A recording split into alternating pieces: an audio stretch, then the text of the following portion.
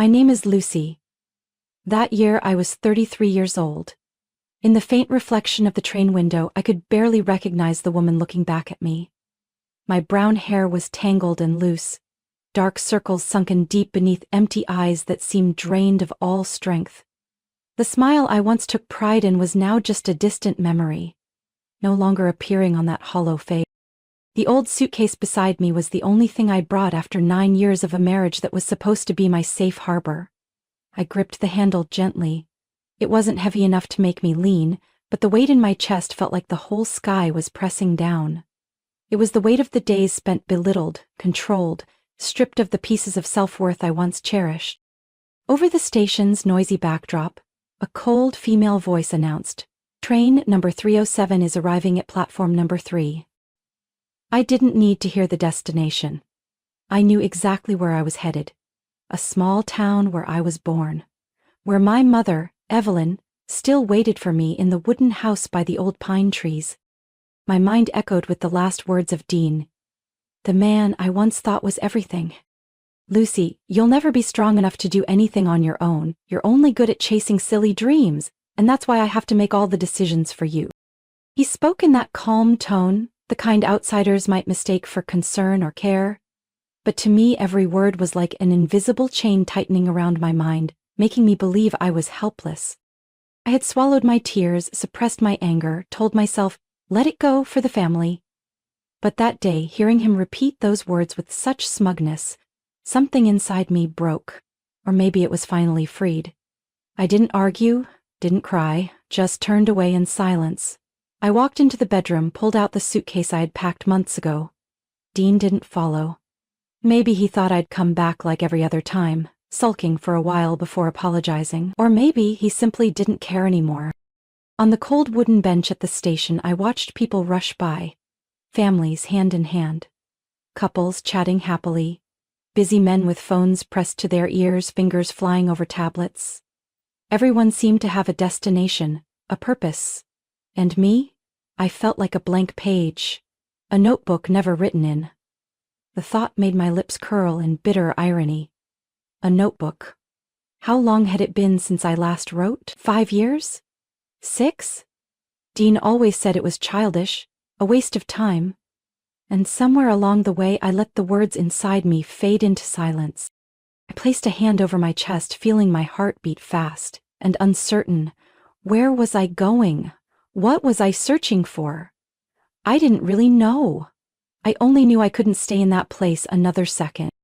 The train began to slow down, the screech of metal on metal cutting through me like a blade. I stood up, clutching the suitcase handle tight. This time, I didn't look back. "You'll be okay, Mom," I whispered to myself, clinging to the fragile hope that beyond these trains was the beginning of a different Lucy. The Lucy I once loved, once was proud of, before she was buried under words that froze her heart. I pulled the suitcase closer, sat back down on the bench, cold and damp with early morning dew.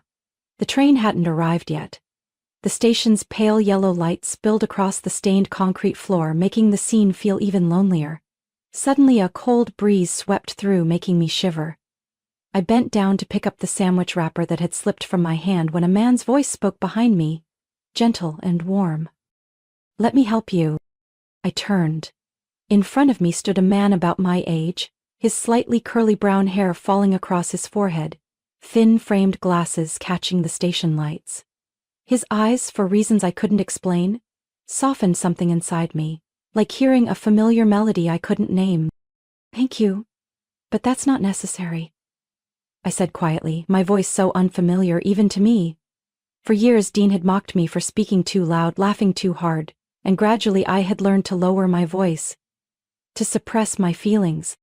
He bent down, picked up the wrapper, dropped it in a nearby trash can, and turned back with a gentle smile, a smile so kind and sincere it unsettled me. "Lucy, right? Lucy Monroe?" Eyes wide, how did he know my name? I hesitated, then nodded, studying his face more closely. There was something familiar. "I'm Ben Harper. We went to high school together in Cedar Creek, remember?" That name was like a key unlocking a door to my memories. Ben Harper. The skinny boy with oversized glasses who always clutched his books to his chest, sitting at the back of the class. The old image flooded back. The school's narrow hallways with rusty lockers, the laughter of classmates who shoved Ben, scattering his papers, and me, the girl who knelt down to help him gather them, glimpsing his poems about lonely stars in the night sky. Ben Harper. I repeated the name as if to remind myself this wasn't a dream. Of course I remember. You wrote poetry. Ben's eyes softened even more. And I remember. You wrote the most wonderful stories. Those notebooks of yours, covered with flowers and birds. I even remember how you drew borders around the pages. Hearing him say that made my heart ache. How long had it been since I'd written anything just for me? I turned away, hiding the flicker of emotion. That was so long ago. Not that long, Ben said, his voice steady, as if he wanted me to believe it. He reached into his coat pocket and pulled out a worn yellow pencil, its tip dulled. I stared at it, hardly able to believe my eyes. Along its side, the faded, slanted words still read, "The best stories begin with courage." You kept it. My voice caught. Yeah? You gave it to me, that day in the hallway. When they tore up my poem, you didn't just help me pick up the pieces. You handed me this pencil and told me it would give me the courage to keep writing. And you were right. It did. Ben opened the backpack beside him and took out a hardcover book with a dark blue cover, the title "The Paper Constellations" printed in shimmering silver letters. Beneath it was the name, Benjamin Harper. I published my first book 10 years ago, Ben said, handing the book to me. This is my third collection. I held the book, my hand trembling with emotion. On the first page, the dedication made my voice catch. For Elm, the one who gave me the pencil that started every story. I looked up at Ben. He stood there, his face calm yet sincere. It had been so long since anyone reminded me I could bring something good into the world. The loudspeaker announced my train's arrival at the station. I glanced at the book, then at the pencil in Ben's hand. A strange feeling crept into my heart. As if I was finally glimpsing a part of myself lost amid the harsh words and quiet resignation. Ben held out the pencil to me. I think it's time it went back to its true owner. I shook my head, smiling softly, tears shimmering in my eyes. No, Ben. It helped you find your voice. Keep it. It still has more stories to tell with you. The train stopped at the platform. I gripped the book tightly. Thank you for remembering and for reminding me. Ben's eyes held a quiet hope. Next time, I'd love to read something written by you. I stepped onto the train, glancing back at Ben one last time before the doors closed. In that moment, I saw the look of trust in his eyes. The look I had longed to see for so many years. The train began to pull out of the station, carrying me along with the screech of metal wheels grinding on the tracks like it was sanding down wounds not yet healed. I sat in silence, pressing my forehead against the fogged window pane. My gaze drifted to the now empty platform, but in my heart lingered the image of Ben. Tall and slender, with his gentle smile and warm eyes that seemed to remind me I had worth, that I had once been a beautiful memory to someone. The announcement of the next stop pulled me back to the present. I lowered my gaze, my hand lightly brushing over the cool hardcover of the book Ben had given me. Amid the swirl of thoughts, I heard slow footsteps approaching. After a moment, a voice spoke. "I'm sorry if I'm disturbing you, but I forgot to give you this." I turned. Ben. I thought I had left him at the station, but he had boarded the train too, or rather, this train was also taking him home to visit his parents.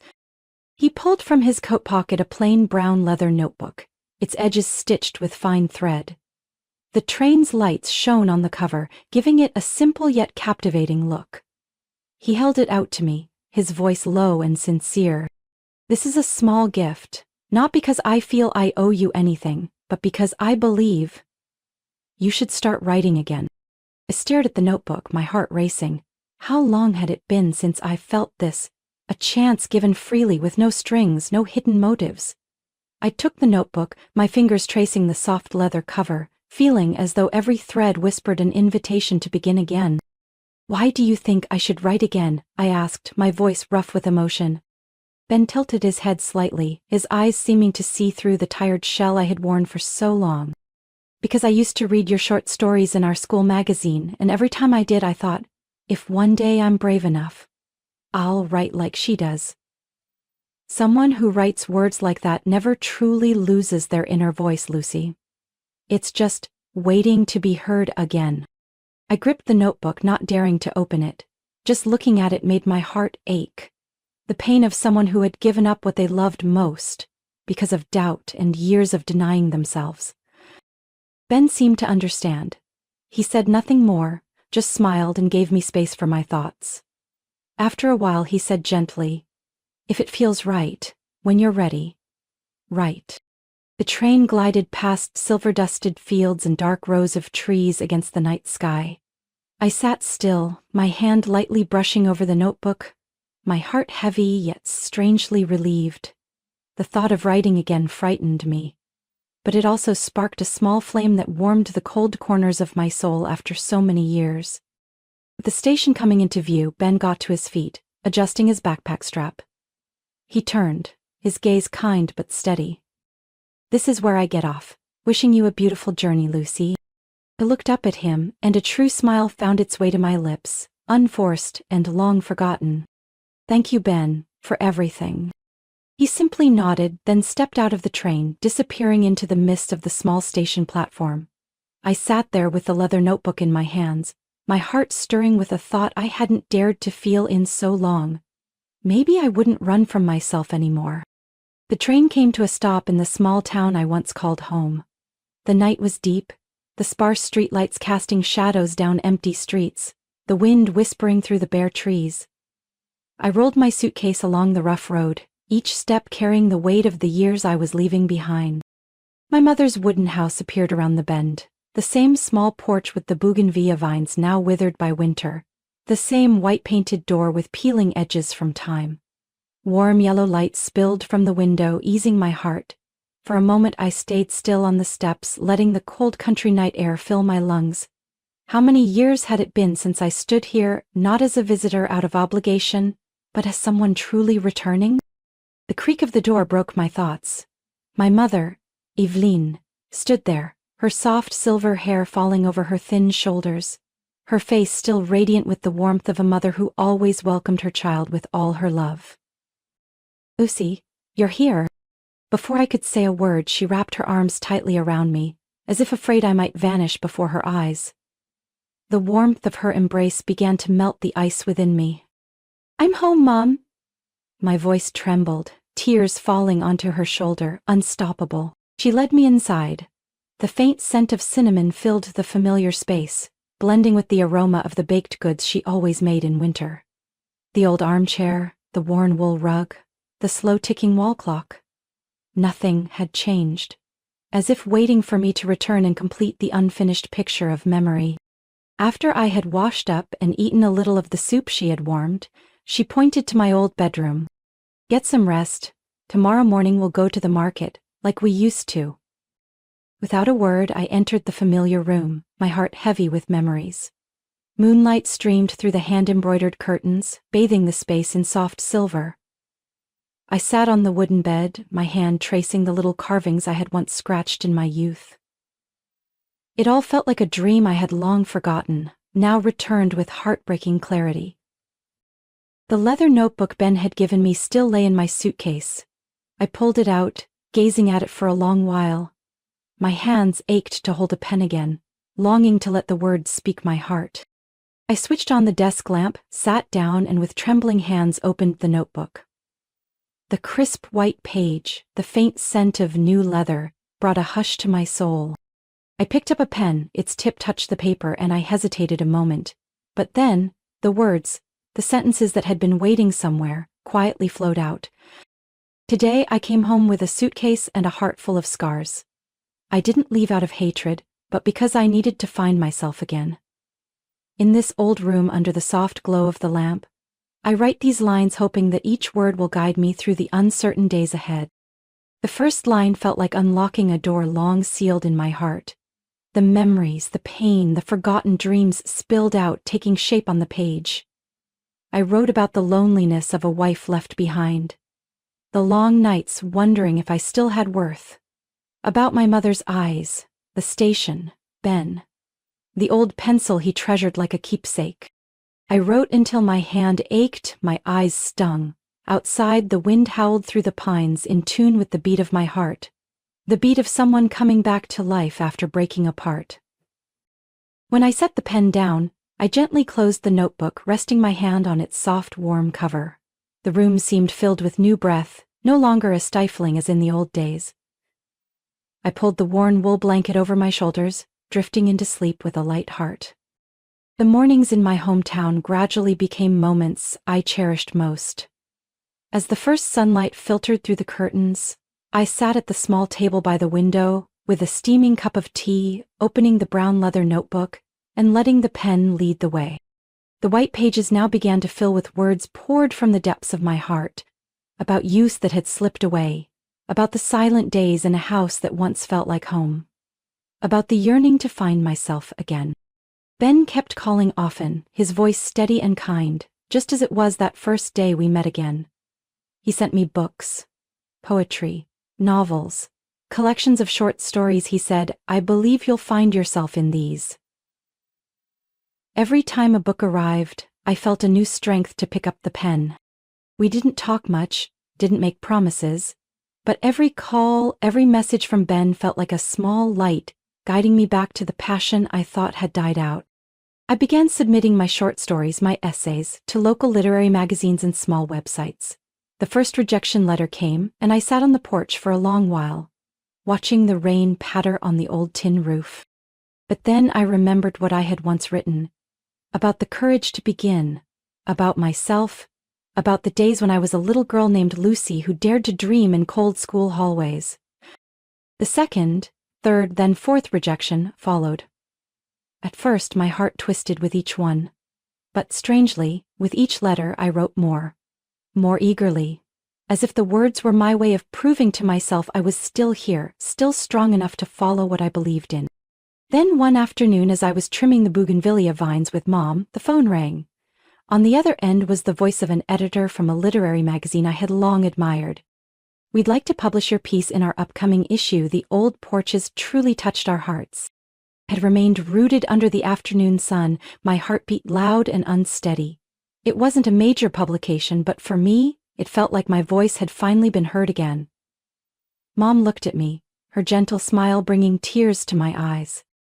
"You see, the little girl who once sat on this porch creating worlds with her imagination has found her pen again." In the days that followed, I kept writing, kept submitting my work, and even though most responses were still rejections, every piece that was published made me feel stronger. One evening, as I sat rereading my manuscript at the table, the phone rang. The caller ID showed a name I had tried to forget, Dean. I hesitated, then answered. "Lucy, it's me." His voice was hoarse, a mix of pleading and exhaustion. "I've thought a lot. Come back. We can start over. I know you still need me. I'm still the one who understands you best." I stayed silent, listening to every word. For years I had longed to hear him speak to me that way, without arrogance, without criticism. But now, hearing it, I felt only a strange sense of relief. "Dean," I replied, my voice calmer than ever, "you don't understand me. You only understand the version of me you wanted to see. I left to find myself and am on that path now. I'm not coming back." There was silence on the other end. I could hear his heavy sigh, but I wouldn't let my heart grow weak again. I ended the call, and for the first time my hands didn't tremble as I set the phone down. Outside, the night drifted by peacefully, the stars sparkling as if watching over me, witnessing each step I took to return to myself. The months after that final call from Dean passed more lightly than I expected. I kept writing, kept sending my work out, and gradually received more positive feedback. Every morning, waking in my old room with sunlight streaming across the wooden floor, my heart felt less heavy. The nightmares of those years under control gave way to gentle dreams of books, words, and smiles I had once forgotten. One early autumn day, as the leaves began to change on the trees around town, Ben called.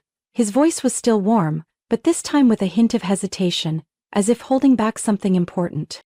"Lucy." "I thought a lot before calling today," he said, his tone deeper. The university here is looking for someone to teach an introductory creative writing class. I mentioned you during a meeting. They want to meet you. That is, if you feel ready. I froze for a few seconds. Me? The woman who had been silent for so many years, who had lost her voice, now invited to help others find theirs? Ben, I don't have a teaching degree. I'm not a professor or a real author. You're exactly right, Lucy, he interrupted, his voice steady. You have what students need most, real experience, and the courage to stand up from where you thought you'd fallen. Think about it. That night I tossed and turned. In the end, as the night breeze whispered outside my window, I knew I didn't want to hide anymore. The meeting with the department chair took place in a room filled with old books and the scent of pine wood. I spoke of my writing journey, of the rejections, of the trembling hand that hit send, of the small joys when something was accepted. The conversation wasn't a formal interview, but like two kindred spirits sharing their love for literature. By the end, I was invited to start a trial course for 8 weeks. The class was small, just 10 students of all ages and backgrounds. There was a shy freshman, a single mom rediscovering an old passion, a retired man holding a pen for the first time. Every story was its own world, and I found I loved this work more than anything. I loved seeing the light in someone's eyes when they found the right words. Loved how people slowly began to trust their own voice. Ben remained by my side, never pushing, never rushing. We met after class, sometimes at a small cafe by the lake, sometimes just walking beneath trees showering us with fallen leaves. There were no promises, no fancy words. It was a grown-up love, built on respect and understanding, on scars that had healed but left their mark. One afternoon, as I adjusted my lesson plan by the window, Ben appeared with his familiar smile and a brown envelope. I wanted you to see this, he said, placing it in my hands. Inside was the print of my first book cover, The Suitcase, accepted by a small state publisher after an editor read some of my pieces in a magazine. On the cover, my name, Lucy Monroe, appeared simple and dignified. Below, the image of an old suitcase, beneath a wide open sky. I stared at it, emotions welling up. If it weren't for you... He shook his head, his smile as gentle as that first afternoon we met again. No, Lucy, if it weren't for you, the one who dared to start over. That night, I sat alone at my desk, holding the cover print, tears falling before I realized. This wasn't just a book. It was proof of my journey back to myself, word by word, page by page. Outside, the rain fell softly. The scent of damp earth mixed with the old wood of my childhood home, and I felt an unexpected peace, ready to face whatever lay ahead. On the evening of the Suitcase book launch, Ben and I sat together in a small corner cafe. Outside, the drizzle sparkled under streetlights like streams of memory being washed clean, making way for something purer. The cafe was quiet, filled only with soft jazz and the aroma of freshly roasted coffee. Ben pulled a small velvet box from his coat pocket, setting it gently on the table. Lucy. His voice was warm but carried a slight tremble I had never heard before. I know you don't want to tie yourself to official promises. I respect that, and I love that about you, the part of you brave enough to say what you want. But I still want to give you this, not to bind you, but so that whenever you see it, you'll remember I'm here beside you. I opened the box. Inside was a delicate silver chain with a small teardrop-shaped stone, clear as his eyes at that moment. Kind, patient, sincere. I looked at the necklace, looked at Ben, and smiled from the depth of my heart. Thank you for always understanding me so well. From that night, we continued our journey together, not bound by vows, but connected by understanding and shared strength. The days passed quietly and simply. Every morning, I sat by the window, writing new stories. Ben sometimes stopped by my class, offering students encouraging words or an interesting book. 2 years later, Sophia was born, bringing a happiness we had never known. Our little girl with big brown eyes and a smile that seemed to brighten the world. In the small house by the old pines, her laughter seemed to heal all old wounds in my heart. One autumn afternoon, as the sunlight faded beyond the wooden porch, I found Sophia sitting in the corner of my study, holding the old pencil Ben had kept as a treasure for so many years. The pencil was worn down to a small stub, but in her tiny hands it seemed to fit perfectly. "What are you doing, Sophia?" I asked, unable to hide the emotion in my voice at the sight before me. Sophia looked up, her eyes sparkling like early autumn stars. "I'm writing a story, Mama. A story about a princess with a magic pencil. The pencil helps her save a friend from a bad castle." I sat beside her, watching her scrawl uneven lines across the paper. I felt as if I were looking at myself as a child. Little Lucy with her hardback notebook, spinning tales with boundless imagination and dreams. Ben stepped in, quietly watching us. He came closer, gently resting a hand on my shoulder. "See, you pass that spark to her," he whispered. I squeezed his hand, my heart flooded with a feeling hard to describe. It wasn't loud joy but a deep peace. The kind that comes to someone who knows they've weathered the storm and now stands in a home, built from each word, each brick, each shared laugh. Outside, the autumn breeze played through the pines, golden leaves falling softly on the porch.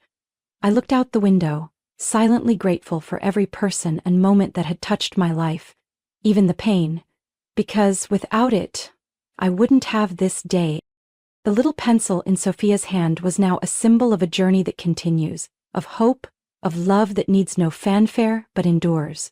And I knew, whatever challenges lay ahead, I would stand strong. What do you think of Lucy's journey and the choices she made? Share your thoughts below. And don't forget to follow the channel for more inspiring stories about love, family, and life.